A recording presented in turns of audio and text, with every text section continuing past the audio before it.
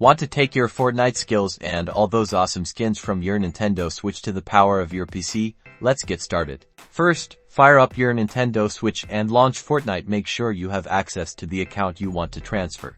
Once you are in the game, head over to the main menu and click on the settings icon, which looks like a gear or cogwheel.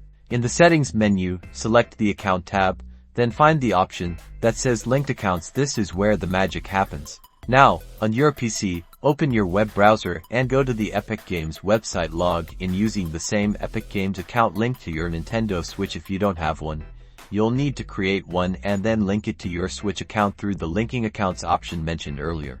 Once you are logged in on your PC, go to your account settings, then click on Connections. Under Connections, you'll see a list of platforms. Ensure your Nintendo Switch account is linked to your Epic Games account here. Download and install the Epic Games launcher on your PC, and then install Fortnite. Launch Fortnite on your PC and log in using the same Epic Games account. If everything went smoothly, your Fortnite account, along with all your skins, bucks, and progress, should now be available on your PC. Enjoy playing Fortnite on your PC. And don't forget to like and subscribe for more helpful Fortnite tips.